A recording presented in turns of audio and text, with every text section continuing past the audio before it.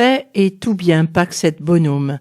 Nicole au micro, je vous retrouve pour notre série franciscaine, amis auditeurs, où nous sommes toujours dans cette aventure extraordinaire de frère François, le frère universel. D'après le texte de Julien Green, historien, en reprenant les sources franciscaines bien évidemment, et mis en audio par Saint-Léger Productions, nous poursuivons donc cette merveilleuse aventure franciscaine. Et là, un côté de François extraordinaire, le désir du salut de tous. Nous allons découvrir ce qu'il va oser demander au pape. Tous au paradis. De son côté, François se remit en route pour regagner la Portioncule. Lui aussi dut s'interroger sur tous les événements dont il avait été témoin. Présenté à Honorius III, qu'avait-il obtenu de ce vieillard bon mais prudent? Des paroles d'encouragement et une bénédiction. C'était bien, c'était même beaucoup, mais pas assez. Cependant, quelque chose d'une importance considérable se préparait. Ici, nous sommes obligés de nous en remettre au récit d'un franciscain, frère Bartholoméw d'Assise, décrivant un siècle plus tard, en 1335, le récit d'une vision de François.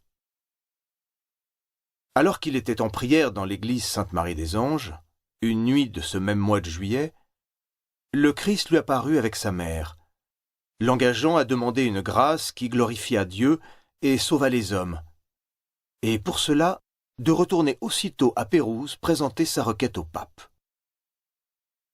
François ne résista pas au désir de faire une demande énorme à la mesure de son cœur.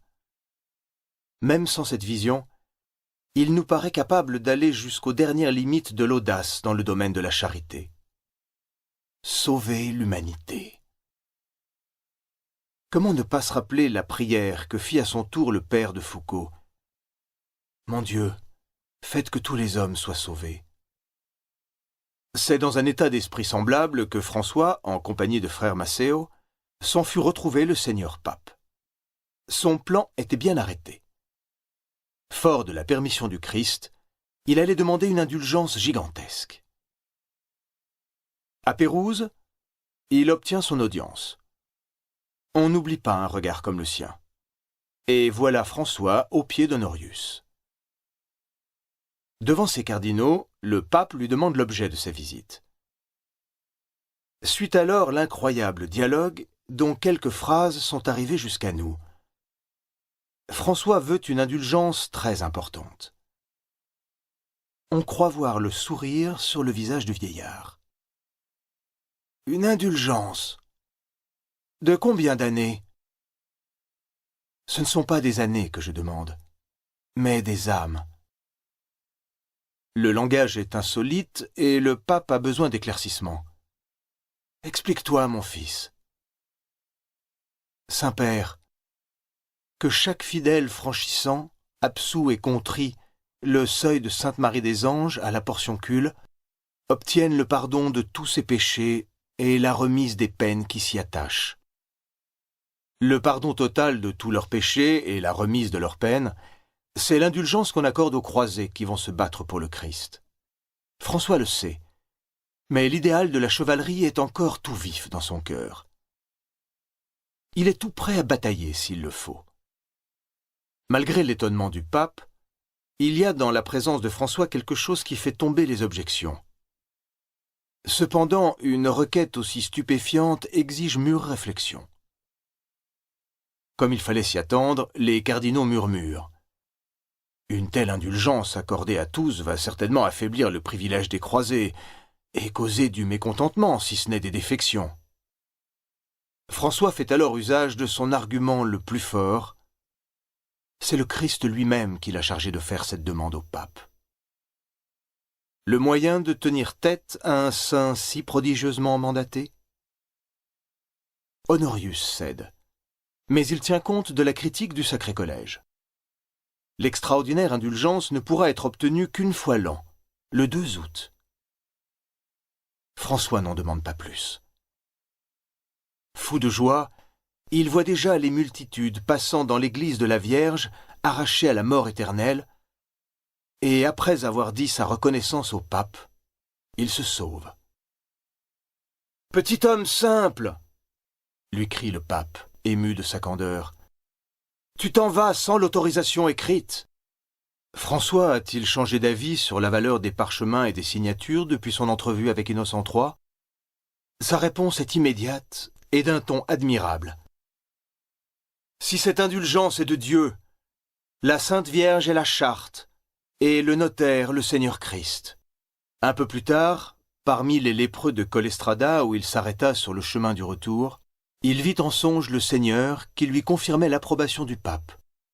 Et le 2 août, à la Portioncule, dans l'église, il proclama lui-même l'indulgence. 7 évêques se trouvaient là pour la consécration. Perplexe sans doute. Radieux, François s'écria « Je vais tous vous envoyer au paradis !» Est-il nécessaire de rappeler que cette indulgence a été fortement discutée au cours des siècles ? Elle a connu des modifications qui varièrent suivant ce qu'on pourrait appeler la température de la foi. On a voulu l'étendre à un grand nombre d'églises, ce qui en diminuait tant soit peu l'autorité. De nos jours, les indulgences qui avaient résisté aux coups de boutoir de Luther n'ont plus la vogue. Mais bien interprétées, elles n'en constituent pas moins une partie du trésor spirituel de l'Église. Derrière tout cela, resplendit la charité du poverello. Le reste est silence. S'il ne nous est pas demandé d'y croire, on peut rêver à cette grâce insigne sur les lieux mêmes où François en fit la proclamation. Mais là, comment cacher les déceptions qui nous attendent ?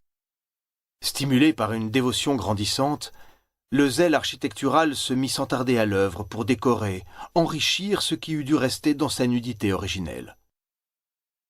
Il en est toujours ainsi des ouvrages des hommes. Sainte Marie des Anges, réparée des mains de François, essayons d'en oublier la fresque du XIXe siècle où la piété du temps a eu son mot à dire. La chapelle primitive reste émouvante par la modestie de ses dimensions. Perdant toute mesure, la Renaissance l'a triomphalement emboîtée dans une basilique. François demeure malgré tout étrangement présent là où il a prié pour le monde. Sa cabane n'a pas bougé de place, à quelques mètres de la chapelle, mais il faut la chercher sous le marbre et sous l'or. Et où sont les bois où il trouvait la nuit une solitude plus profonde ?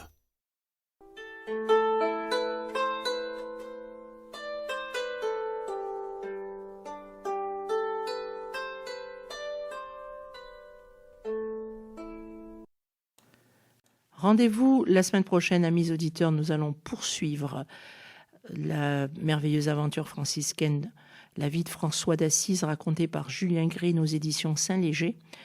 Nous poursuivons donc notre étape vers la sainteté.